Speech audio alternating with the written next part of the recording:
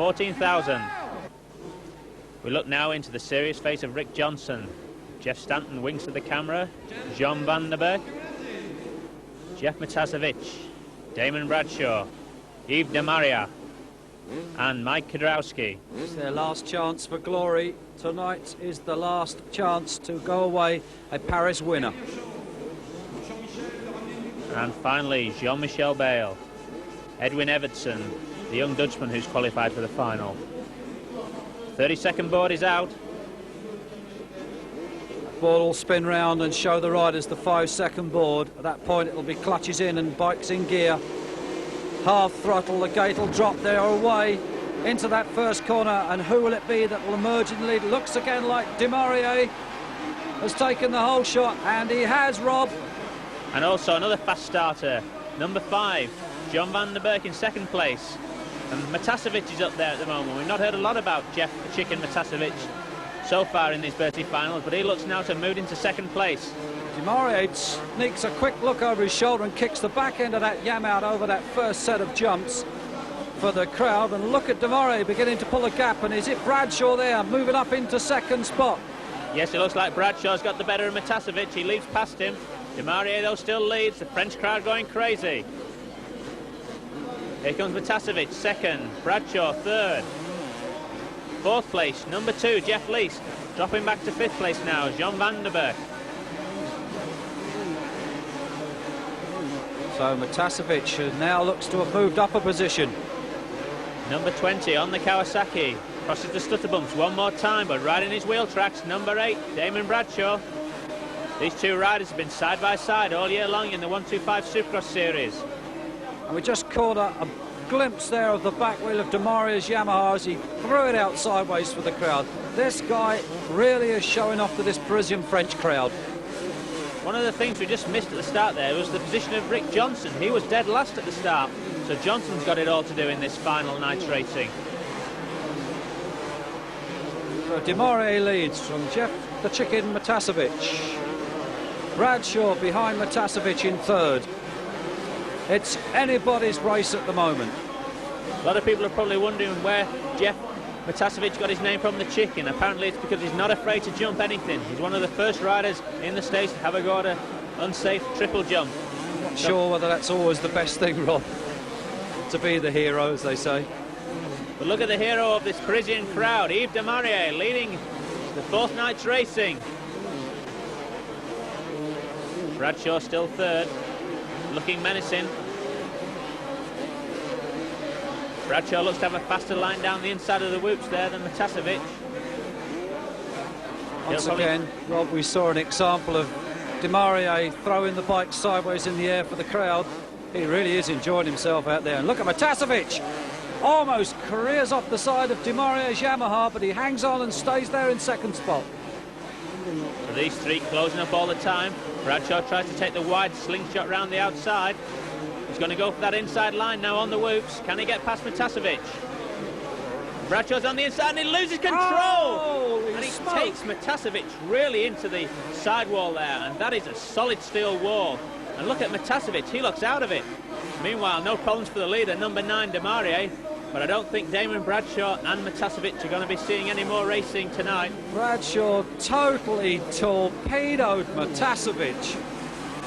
I think it was more a question of he got out of control over that last set of whoops, and the throttle must have jammed flat out because he totally wiped out Matasevic into that wall.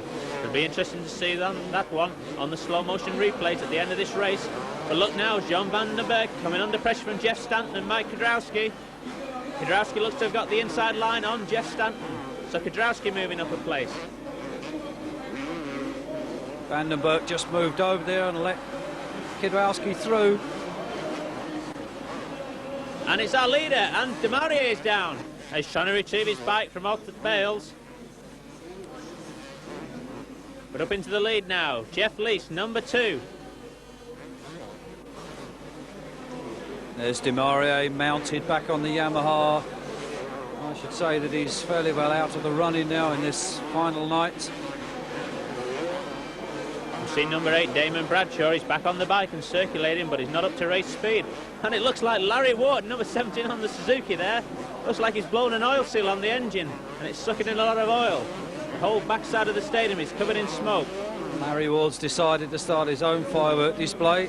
That's a Suzuki, I should imagine, Rob, with those, as you say, a seal or a hole in the piston or a ring broken. But that's Ward out for tonight. Back with our leader, though, it's still number 2, Jeff Lees, 25-year-old Australian, Mr. Motocross himself. He's leading from Mike Kudrowski, the American youngster from Canyon County in California. Shot there of Jean-Michel Bale as he tries to make his way back through the field. And let's keep our eye now on number 13, Rick Johnson. Remember, he was dead last at the start. Johnson's now coming up behind Jean-Michel Bale.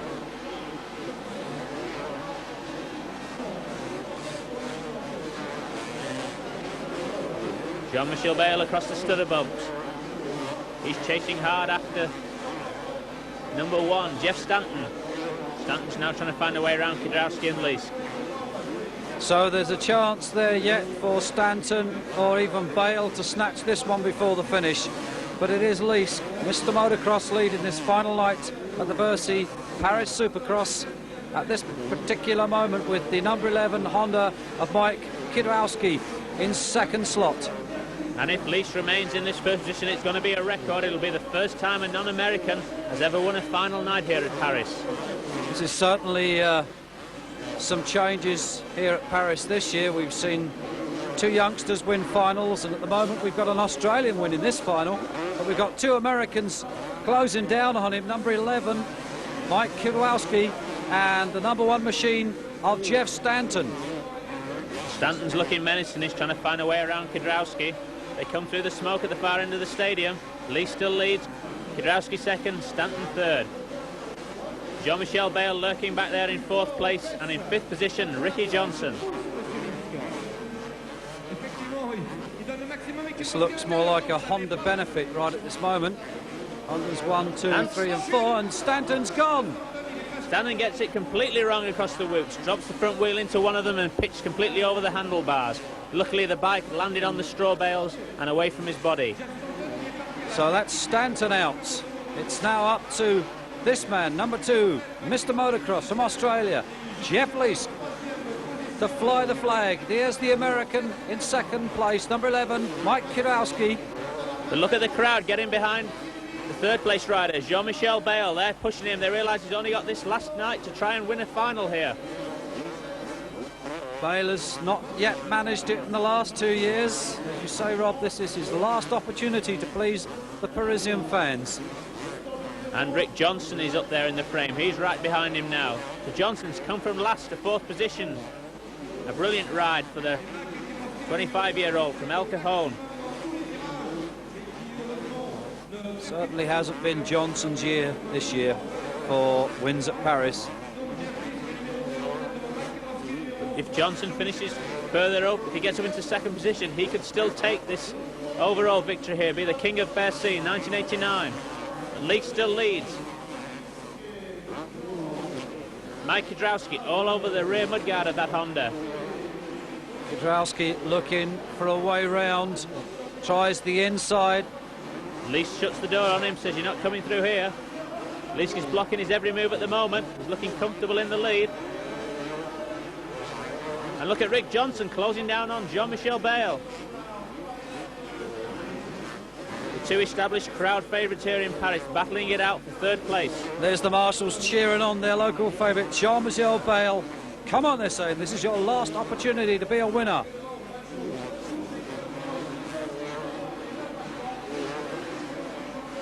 They jump across the starting gate, over the camel jump. Just a few laps now remaining. Over the stutter bumps. And Johnson still looking menacing there in 4th place, starting to style it a little. Ricky Johnson, unaccustomed to being in 4th place, he's normally well out in the lead. But that leading position at the moment still belongs to number 2, Jeff Lees. As it's been said by many a commentator, that if Johnson's not in front, you can guarantee he is right behind you. And that's what Jean-Michel Bale must know right about now. Here comes Johnson. It's still Lees, the Australian, that leads. from Kidwowski, the American, in second spot. The Frenchman, Jean-Michel Bell, 1:11, there in third spot. And it's Rick Johnson in fourth position. We've lost Stanton. Yes, in fact, Kidrowski still looks the threat. He's still riding strongly in second place. He's not letting Leask off the hook just yet. But Bale's picking up the pace. He's trying to reel in the leading pair. Across the whoops, bounces out of them, up over the tabletop. You can see the French crowd there hanging over the barriers, cheering on Jean-Michel. Come on! You hear the marshals waving their flags. They're getting behind him.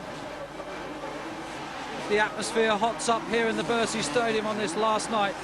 Second place man, Kidrowski, still laying siege to Leask's back door, and there's Bale through on the inside. Has he made it? No, not yet, and the crowd are going bananas. Bale almost got a wheel in front then on Kidrowski. Tries the inside of the whoops. Couldn't quite manage a pass there. And look at Rick Johnson in that fourth position. He's closing up all the time as well. It's the danger man at the moment. Kidrowski and Bale, they'll be so intent on each other, they'll forget about Johnson, and there he is. Johnson does it. Johnson moves through a brilliant pass up into second place as the two-lap board comes out. Just cuts upon the inside. Really, Kidrowski and Bale were battling amongst themselves, and I don't think they realised Johnson was there, and the master tactician himself took advantage of a slip by the pair of them and moves into second place. The big question on everybody's lips is now, can he reel in Jeff Leask with 2 laps remaining? I think we may well see Johnson use that tactic in the final stages of this final to maybe get past Leask. That was a superb piece of track. Just look at him. And Jean-Michel Bale tries the same move on Kidrowski. Has none of it. And Kidrowski shuts the door. door. Bale's got the advantage, takes Kidrowski to the outside. So Bale now up into third position. That pleases the French crowd. Leask now coming under intense pressure from Johnson. 1 lap remaining. Leask knows he's there. He can hear the crowd screaming. He knows that there's somebody on his back door and somebody who's coming on strong. And it's Johnson. Now let's watch again on that left-hander as he tried again, and has he got it? No, the back end slips out. It's a win then for Leask, and he's ecstatic. And Jean-Michel Bale finishes third. Leask, as we say, just edging out Ricky Johnson. Fourth place, Mike Kidrowski. What a fantastic race that was. Leask punching the air in delight. First ever non-American to win the Supercross race here in Paris. So a year of records with young 17-year-old Bradshaw winning a final. Now we've got an Australian winning a final. This is a Paris to remember for sure. We look at slow motion action. Leask across the whoops. Here comes Stanton. And look at him. Legs off the bike, straight over the top. Lands in front of the machine, but luckily the bike bounced over the straw bales and out of harm's way.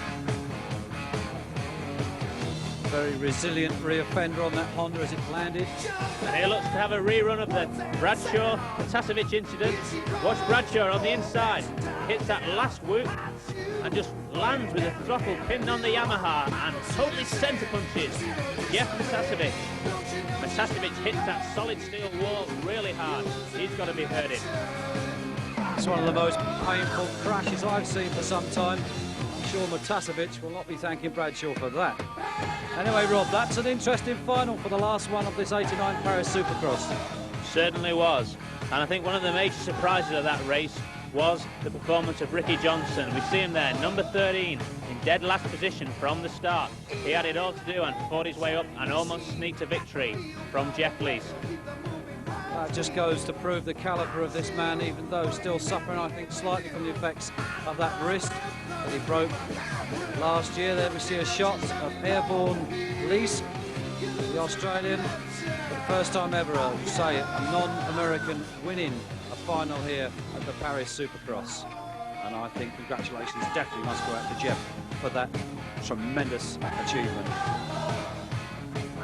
We look here at our earlier leader, Yves Demarié, who must now be one of the crowd's favourites. Led most of his races and 2 finals, but couldn't come up with the goods at the checkered flag.